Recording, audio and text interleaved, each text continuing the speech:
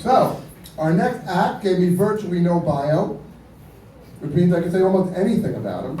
But the one thing he did tell me is he has worked as a professional wrestler. Did you win often? How was your record? All right. I take that as no. But he was a wrestler, so I'm sure there will be lots of punchlines. But welcome to the stage, Darren Chase.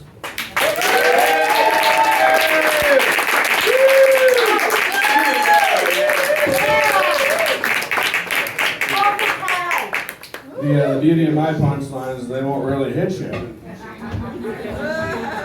I was a professional wrestler, that's true. People are like pro wrestling, the fake stuff. No. You can't fake the way I did wrestling. I did wrestling just like I do comedy. Completely unprepared, a little high.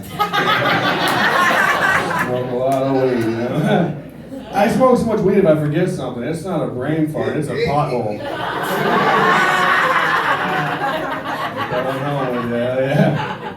I really was a professional wrestler, and true story. I didn't make it as a pro wrestler, though. I told my mom I'm a professional wrestler. She was like, "Don't do that, that's stupid, it'll hurt your back." Then I told her I wanted to sleep on a futon. She was like, "That's cool." Smart lady. Now, I didn't make it as a pro wrestler. I think the reason for that, I'll be honest with you guys, is I put my faith in Jesus' hands. Which is a horrible idea. He's got giant gaping holes in them.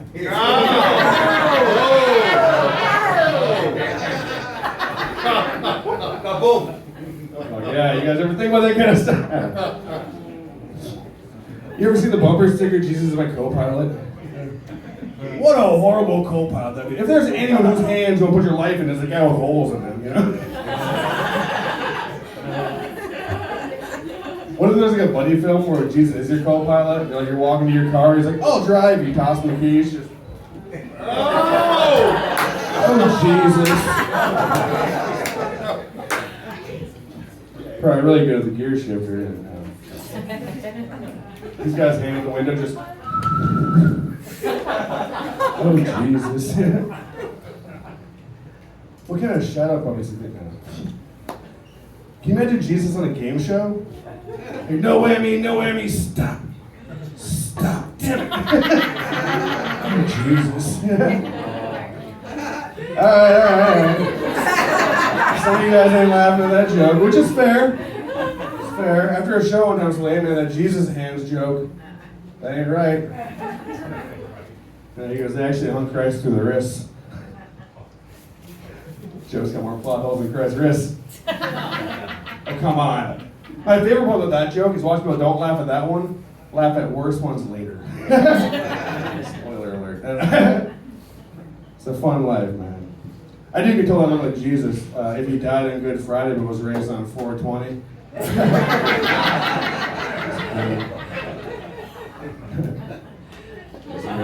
It's your life. I'm killing it as a comic. I know that because I no longer live in my car. It was stolen. True story, yeah. It's not that big of a deal living in your car. Like, I'm an optimist. You wake up, you're already out of the house. You know? Get stuff done, you know? Dating's kind of tough. Like, a date goes well, girl's like, "Take me to your place." I just pull over. She's like, "No, silly, I don't have shower sex." I'm like, "I don't think Planet Fitness would allow that." I got cut off earlier today by a vehicle. I had a bumper sticker that said, "Student driver, thank you for the patience." I thought that was really inappropriate for an ambulance. It's a good life, man. I'm at the age now where like if I got into a fight with younger me, I'd have to use like emotional weak points. And like, "Yeah, well, you used to wet the bed. So did you. Fuck." "Yeah, well, you still accepted Bone Thugs and Harmony. It's just a boy band." Thing for some. Anyway, any bedwetters out here? Not currently, you guys kids. This is true. The way they got me to quit wetting the bed, you guys heard that? They put this alarm on my underwear that made a noise when it sensed wetness.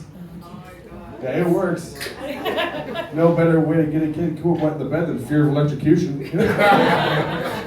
Hey, don't pee, kid. We got a bomb strapped to you. I don't have any kids of my own, luckily. I don't. I'm too old. I can't. I'm at that age now where like my dating pool, the odds of me being a stepdad are pretty high, and we can't be having that. You know, arguing over the Xbox controller and shit. I don't have any kids of my own. I don't know how to talk to other people's kids. Like I tried correcting a kid the other day in public, and I don't know you're supposed to do that, but he said something I thought was offensive. There was an amputee that walked past, and this kid says to his mom, "Mommy, that man doesn't have an arm." I was like, dude, that's not cool to say. He has an arm. He doesn't have two. Come on, man. The other day, my friend's kid out of nowhere just runs full speed into a wall. I was hoping he said something cute, like, I was like, buddy, why'd you do that? I used to be like, I was trying to make Looney Tunes. I've diagnosed you need special paint for that. But instead I go, buddy, why'd you do that? He goes, because I'm a dumb piece of shit. That'll never amount to anything, just like my father. I was like, buddy. I mean, yeah. I don't think you're supposed to say that. You know? I think you're supposed to say poop. Alright, that was a long way over a poop joke. I lost you guys. I had a kid the other day in a public restroom. He won on me. Seen him running out without washing his hands. Yeah. I was like, hey, buddy, didn't your mom ever tell you to wash your hands after going to the bathroom? He stops dead in his tracks, looks me right in the eyes, and goes, didn't your mom ever tell you not to talk to a kid with your dick in your hands? I was like, you got me there, you little shit. Saw that same kid in the mall later on, he was running. I go, hey kid, you shouldn't run. You can get hurt. Then I punched him in the face, through my point.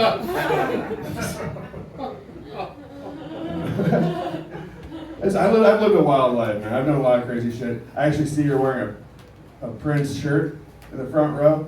She's falling asleep. It's been a wild night. Are you from Minnesota? No, I'm from Minnesota. I might have missed it earlier. No, I grew up in Minnesota. Actually, I made fun of Prince to his face. Ooh. True story. Yeah. In my defense, I had no idea it was Prince. Yeah. I was working for the Timberwolves, the Minnesota Timberwolves arena, Target Center.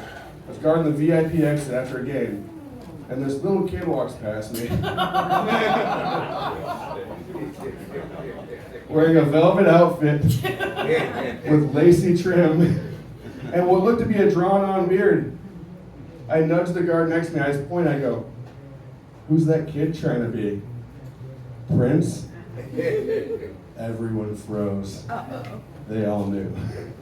Yeah, my buddy goes, yeah, dude, that is.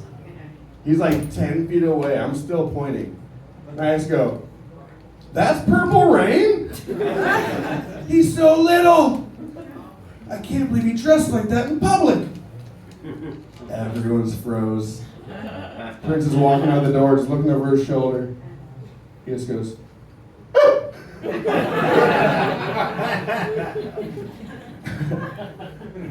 It's a true story, man. It's been a crazy life, man. I've done a lot of weird stuff. I lived in Hollywood. I was in TV as well. You guys know, I was in Grey's Anatomy. Yeah, oh yeah. Oh, it might be hard to recognize me this way. Let's do it. I never saw it, but it was good. No, I was an extra on that show. I love it. I don't mind being an extra. It's cool. They feed you. You get free haircuts. You can tell I haven't worked in a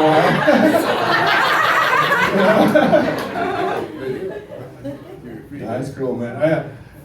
Thanks to that show, I can say I'm not a doctor, but I played one on TV. I was in a TV show, Timeless. Yeah, we love Timeless. Yeah. I was in the season 2 finale. Oh. I played a plantation owner. I look great in a suit. You know? I'm not racist, but I played it on TV. I was even in Transformers Bumblebee. Yeah, that's true. In that movie, I'm the guy who drops papers. There's a scene where the Decepticons go to an underground bunker. There's like John Cena and another guy. And the camera pans out in the upper corner, there's a guy that drops his papers. That was me.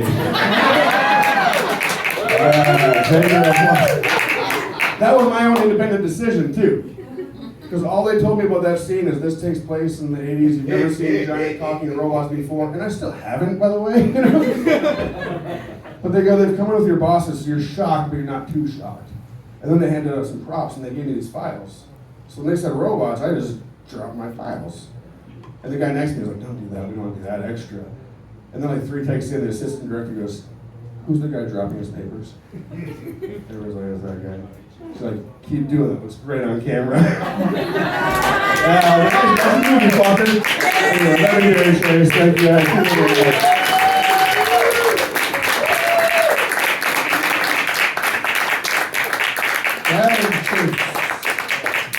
So, we're going to move things right along.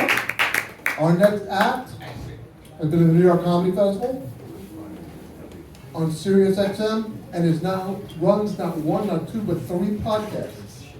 Let's welcome to the stage Jake Lavera.